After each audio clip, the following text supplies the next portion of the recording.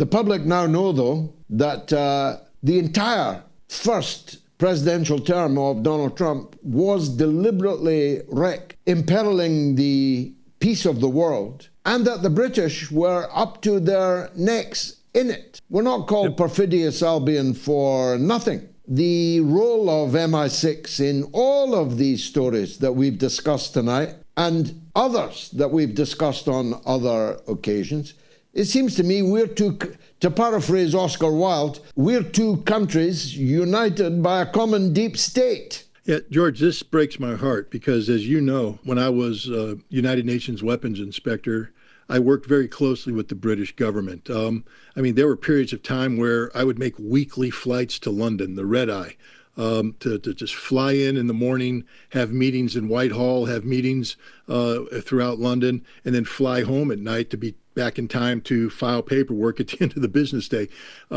Every time I went to Iraq, I traveled through London, and every time I returned from Iraq, I traveled through London because I had a close, intimate relationship with the British government, with the British intelligence community. And I had deep respect for the professionals that I worked with. But that England no longer exists. And the England that I believed in was you, George, you.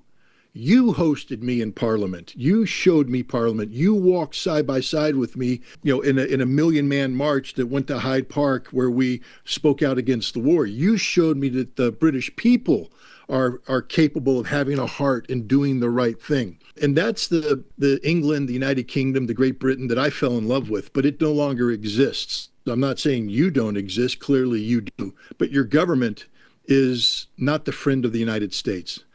Not by any stretch of the imagination. And we're at a point right now in American-British relations where we need to be calling a spade a spade. You are not our friend. In fact, you are our enemy. You facilitated active treason against the sitting president of the United States. Under some circumstances, that would be a casus belli, which means we have every right to blow you off the face of the earth. And you're lucky I'm not the president, because I'll tell you what, you interfere with American democracy to that degree, you will pay a heavy price.